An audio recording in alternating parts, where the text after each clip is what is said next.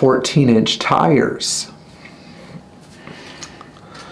The reason I'm talking about 14-inch tires isn't because I have a tire collection. Maybe I have a tire collection, I don't know. No, not really, not in the way that I should. Actually, the reason I'm bringing this up is because a lot of Mercedes that we service, a lot of really great Mercedes use 14-inch tires. And Mercedes first started running 14-inch wheels and tires in 1965 when they came out with the 250S. And by 1968, when they came out with the W114 and 115, the 13-inch wheel and 13-inch tire went away and was replaced with a 14-inch tire across the entire model range. Mercedes did not get away from standardized 14-inch tires until 1986, when they finally started putting 15-inch wheels on the entire model line. But up until the end of 1985, everything, unless you optionally selected it or you had a 600, came with a 14-inch tire. Now, what were these tire sizes? Well, on the 114 chassis, they were real skinny little tires. They were like 175, 65, 14. They were little, very little, but they were still 14s. On these cars, you can push it up to a 185 or even a 195, although I prefer like a 185 70 or even a 185 75 14, which is a tire you can't just go buy. And then, of course, the mainstream size in like the 108 was a 185 as well, but you can push it up to a 195 14, of course. 195 70 14 is a pretty common size that people use now. And then, of course, some of the more beefy cars like a 450 SE or 280 SE 4.5 would run a 205 70 or 205 75 14. And some people are going to say, yeah, the 205 75 14 is really pushing the limits. That's a big tire. But if you saw some of the tires that Mercedes was using, like the Michelin XWX in that era, those tires were really beefy tires. They were wide, they were thick, they had a thick tread.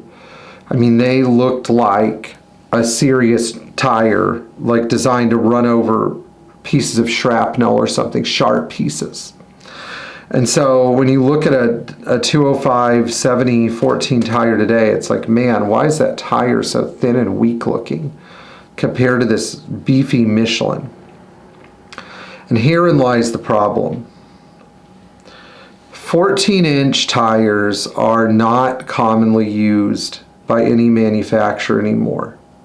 It's rare to see 14-inch tires. 13-inch tires even more so. I mean, imagine if you have a Ponton or an early Finn car and you want some 13-inch tires, like some 175 80 13, which is a thick tire, thick and narrow. What options do we have? Well, I'm going to look at the options today and tell you which ones I like and which ones I don't like, and what the majority of 14-inch tires are where they're coming from today. You can also apply this to 13 or 15-inch tires too. Most people do not want to spend, I find they're real hesitant to spend $300 on a tire, one tire, let alone a set of tires for $1,200. We're getting into pickup truck level tire purchases. And so some people, I don't know if I should aim this at anybody or not. Some people get real mad because they're like, no, $1,200 to spend on a set of tires is nothing. Anybody should be willing to pay that if they want to have a classic car. Now, to an extent, I agree, because sure, you want to have a safe tire that fits your car, that's designed for it, but the cost of a set of tires at $1,200 is a lot like, it's a lot like telling somebody you can go buy a TV and spend $1,500 on a TV, or you could spend $500 on a TV. And they're like, the $500 TV allows you to watch pictures, just like the $500 set of tires allows you, like holds air and has like a good tread. What am I paying $700 extra for here? Where's the value?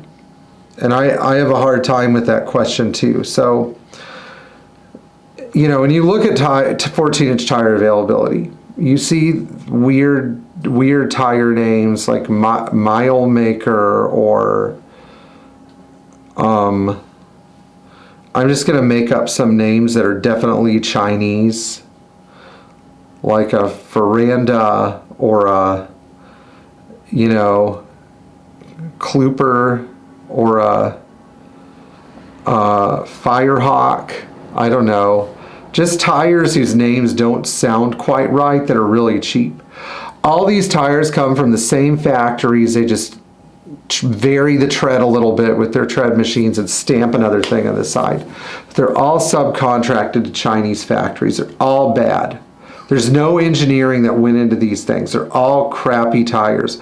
It is a set of tires that holds air. You know, it's basically an Amazon Basics tire. Then you start getting into tires that are a little better, just marginally better. So you could get a Firestone 14-inch tire, or a Uniroyal 14-inch tire. My experience with these has been that they're no better than the bottom of the barrel generic Milestar tires or Kumos. Well, Kumo's kind of a recognized brand, but you know what I'm getting at. They're all pretty much the same level of tire. I remember I took a road trip one time and I had some Firestone 195 70s on my 300D. I had 2 tread failures on a 2,000 mile road trip to Missouri and back. 2 of them, and these tires had less than 5,000 miles on them. 2 of them failed. I mean, it was miserable. I had to get a tire, you know, I did drive home, you know, the second time in the spare, but the tread had buckled and separated on these. They were so lousy. So I would caution against these. The tires that we use a lot of when we get into the 14s are Hankook, Optimo, and Kinergy. Hankook is a Korean tire, just like Kumo. So they have kind of a bad sounding name.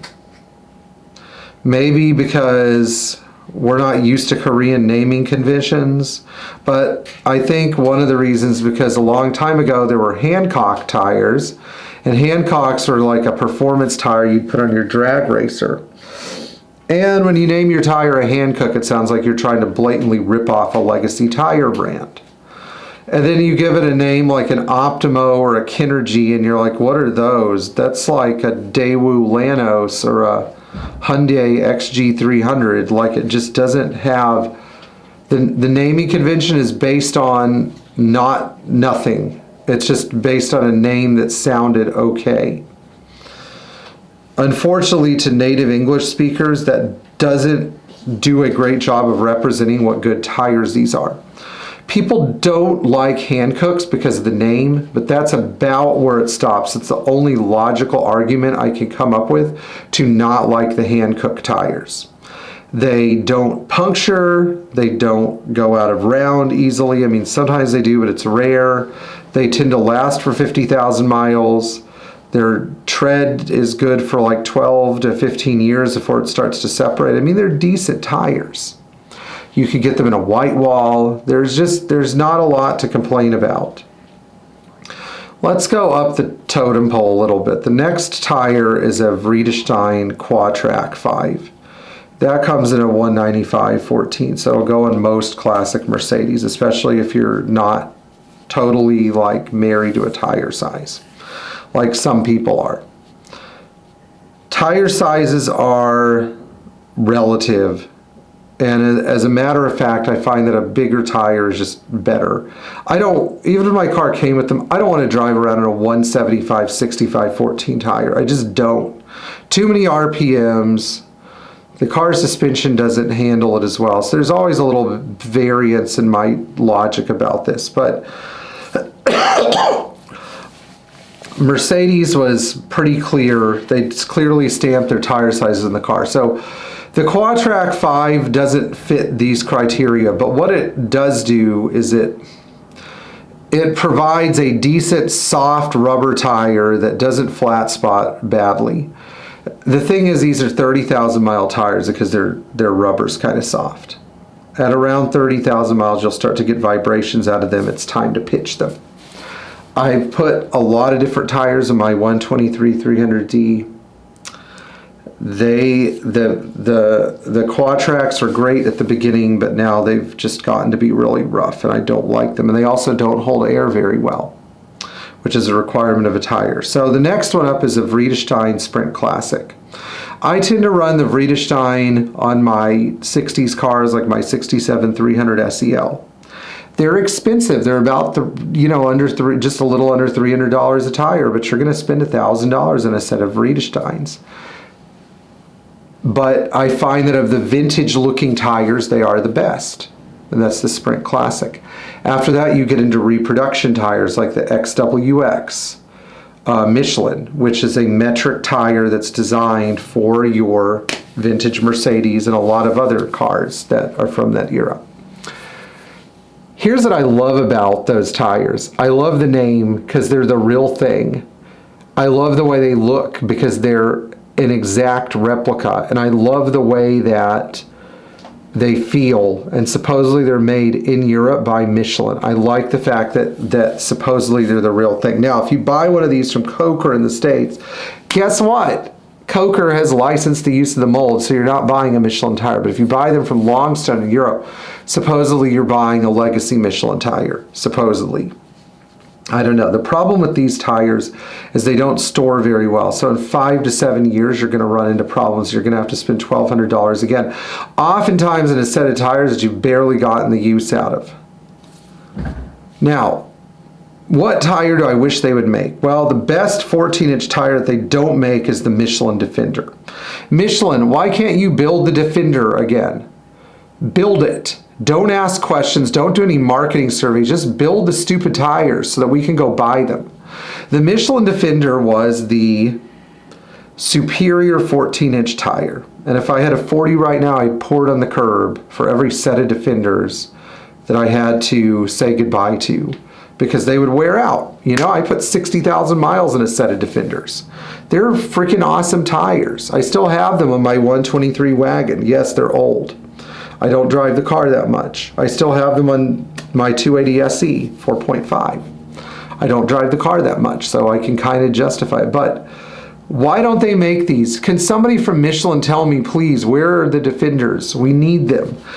I don't really want an XWX. I don't want this like vintage kooky Michelin tire that is not a modern tire that costs up to $400 a tire. I want a 14-inch tire that I can just buy at a local tire shop, that I don't have to order from the UK, that I can just buy and put on my car. So I don't have to explain to people why a Hankook is a good tire. Michelin literally let Hankook walk away with a pretty decent tire market, you know, the 14-inch tire market. So I know some of you are wondering where they went. Some of you might also wonder about the reproduction Firestone Phoenixes. I don't like them. I don't think they're good for anything other than displaying your car. So there's your answer. In the meantime, please like, share, and subscribe. Tap the bell for notifications. And try to take good care of your 14-inch tires because you never know when they're going to become real scarce. We'll see you guys in the next video. Nice.